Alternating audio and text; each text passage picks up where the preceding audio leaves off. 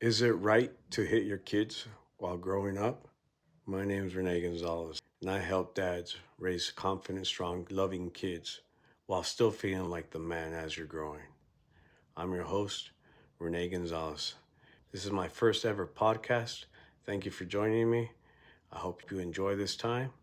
Most of all, I hope you grow. So, is it okay to hit your kids while they're growing up? Well, let me just start off by saying what's not okay. There's a huge difference between abuse and discipline. When you love your kids, you discipline your kids. When you're disciplining your kids out of your own fears, out of your own hate, out of your own head, and not because of them, not for them, good chance you're not doing it out of love. It's more of abuse. So, what makes the difference? Obviously, you can never beat them to where you're beating them up, where you're hitting them, and you're definitely constantly doing is not okay. If you're constantly hitting your kids all the time, then there's something wrong because you got to be regulated. You can't possibly be hitting your kids all the time and thinking that that's all right. No, if you're hitting your kids all the time, then there's something wrong with you that you need to resolve so you can have more self control, so you can do things not out of reaction but do them out of responding out of love. And let me just say, love is the guiding force that helps you really determine whether you're disciplining your kids for a good reason, from a good place, for good results, versus child abuse, obviously. So I know we live in a culture where we're taught you can't hit your kids, but you know what? Based on what I've seen in this world, there's a lot of laws that are being made to keep us from functioning as normal human beings in a society, and actually putting us in places where we're actually being controlled. And that's one of the reasons why there's so many problems with kids out there. But the whole point of this podcast is to train up men to be real men and step up and raise real kids, real confident, loving kids that are strong, that love who they are, that are peace filled, and that are sound minded. So, anyways, back to the abuse. The abuse can also be if you're drunk, you can't be kidding your kids. If you're coming in after a night of partying, drinking, or just drinking, and you notice that there's patterns where that's when you get aggressive with your kids, that's where you end up hitting your kids, or your kids have mentioned it to you, then that's a very good indicator, a red flag to let you know that you're probably hitting your kids from an abusive standpoint, and you need to recognize it or reanalyze what you're doing, see the pattern, and change it. So that's obviously not right. Another thing that's not right is simply hitting your kids just because you feel like uncomfortable or you feel out of control or you feel nervous or you feel like embarrassed for something that they're doing.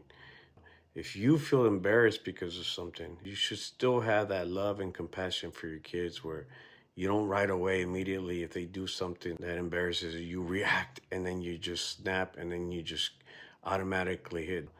There may be a part where you have to learn self-control.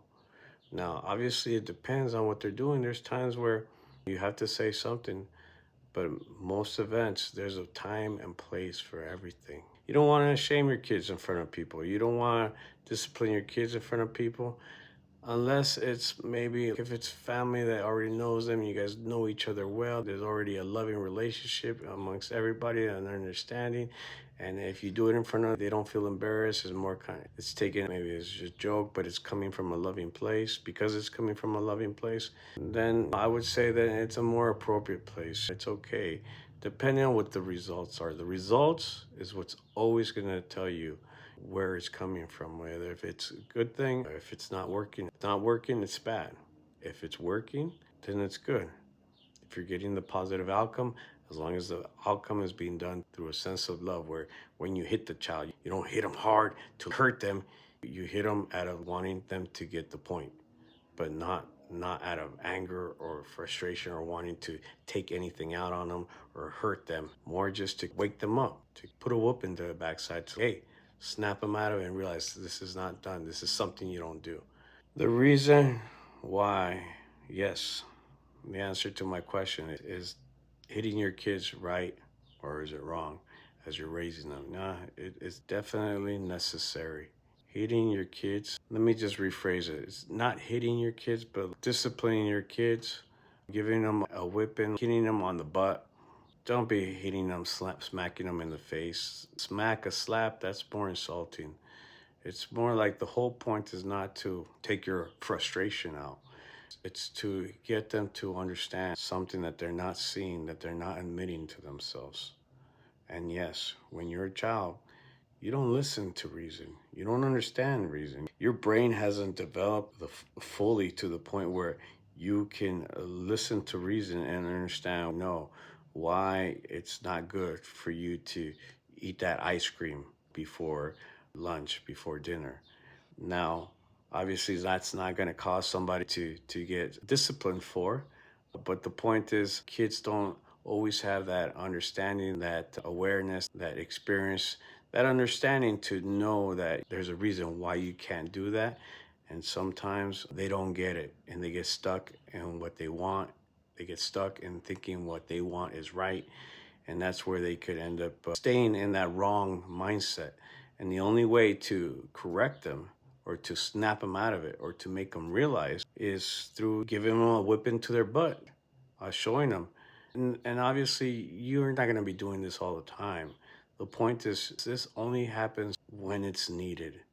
This isn't something that you want to use it as a tool all the time and make it a habit. My grandma raised us with that, and she would definitely bring out the whip, the belt, pretty often. But it worked. This is where this is coming from. I was raised with a grandmother, a mother, and a father that would whip me, give me a smack on the butt whenever I would do something wrong. And I remember clearly on several occasions where it worked. It proved that it made me realize that I was in the wrong, that I was doing something wrong where I would just refuse to realize it or understand it or believe it or agree with it or just understand that I was doing something wrong. So I could have kept going the wrong way if I would have stayed on that bad path. And that's why sometimes the whipping is essential, because if the whipping doesn't happen, then the correction doesn't happen in time where it's necessary for them to learn, so that they don't go down that route, so that they learn to correct at an early age. The whole point too is that you whip them when they're little, when they're learning, because they don't understand verbal language. So you resort to whip it because that's what they understand. Obviously, as long as you're doing it with love, always, then that's how they learn, and it'll prevent them from doing certain things in the future. And the whole point is that when you did this and disciplined them and corrected them when they were young, by the time they get old, you won't need to do that anymore. That's the whole point. That's why it's essential. Because I tried raising my kids at first, just telling them, verbally speaking to them. First of all, as a single dad, I didn't have the emotional stability to be able to speak to them properly or to convey what I wanted to convey in the way that I wanted to receive it, to understand it. And second of all, I didn't have the understanding of how to raise a kid. I was a single father. I was by myself, dealing with the frustrations of being a single father, of being divorced, of just about to get divorced, going through the whole divorce process, and dealing with the whole spouse thing. And so, coming from a place like that, you're not in the right mental frame to be at your peak, at your best to raise kids. And that's the whole point of this podcast, because I know there's a lot of people out there that are in these exact same shoes right now. And I'm here to tell you that there's hope, there's a light, and you'll figure it out. And that's what I'm here for, is to help you figure it out, help you have some guidance so that while you're doing it, you don't feel like you're doing it by yourself. And you're learning from someone that has actually been there and done that. So what we're expressing, what we're teaching here, or what we're saying here is something that we actually lived ourselves. And this is the best compilation of what we learned. And we're spoon feeding it to you so that you can raise kids, so you can avoid the hurts, the issues that I experienced, that we've experienced, people that have gone through the same path that I have, and so that we can make a better world in the end. That's the whole point. It's not to advocate for beating kids up, raising your kids, beating them up. Heck no. You never abuse your children. It's never okay to abuse your children. It's never okay to hit your kids just to hurt them, or it's never okay to hurt them out of your hurt. There's a big difference between beating your kids and disciplining your kids with love. So that's it for today. I'd like to go deeper into some of the scenarios. You know what? Actually, I have one nugget that I'll share with you guys. One particular nugget that will help you really like hone in and understand what I'm trying to say, and I'll give you a better understanding of the difference between beating your kids and disciplining your kids with love. So when I was a kid, my grandmother, I said she used to definitely give us whippings, and she raised 10 kids of her own. And so by the time she got to me, I was the grandchild. She already knew what she was doing with her eyes closed. And she was old school. So she whipped them all with me and all my other cousins and sisters and brothers afterwards. And we all turned out fine because my grandmother, let me just tell you right now, we all loved grandma. We were all raised by her. She took care of all of us at one point or another. And we all grew up just absolutely adoring my grandma. And my grandma was a good woman, good godly woman, a good family woman. That was her focus. That was her main job, was to take care of the kids, raise the kids, and cook at home, take care of the house. And then that was her life. And she did a great job at it. She did an amazing job. She used to pride herself in the fact that her sacrifices gave her rewards, where she, at an old age, all her kids would still come visit her and hang out as a family together, all of us. And she would say that after all that sacrifice, that was her reward. And I have to say, the results speak for themselves. The fruits speak for themselves. If your kids love you at the other end of your life, of their life, then that tells you that you did something right. And that's what you want. You want them to be not just love you, also be strong kids that are sound minded, that are confident, that know who they are, that also know how to respect other people and that were raised right. So my grandma, I remember I did something that was bad. I don't even want to mention it because I'm all for being vulnerable, because I'm definitely going to hopefully lay it all out there someday, but I'm not there yet. But I'll just say this. It was something really bad that I had done. It was not cool. You don't do that stuff. And I remember I was thinking like, no, it's okay. Everybody's doing it. No, it's okay to do it. Everybody's doing it. It took me a long time to allow me to convince myself to do it. I finally did it because I want to be like cool. I want to be like the other kids. I want to be like, I want to do this and I want to do what I want to do. And I remember after I did what I wanted to do, I got caught. And when I got caught, my grandma gave me a whip and I was so scared because I already knew grandma would give me a whip. She would hit me if she caught me doing something wrong. So I knew this was wrong, but I wasn't fully admitting it to myself. And that's the problem, guys. We lie to ourselves, especially when we're kids. When we lie to ourselves and we don't want to be honest with ourselves, and we're developing patterns that are later going to be a problem in life if we don't correct them or identify them, then we need someone to give us a whooping to snap us out of that mindset, because there's no talking us out of it. There's no talking that's going to make us listen to reason and then do the right thing. When you're a kid, that doesn't work, always work.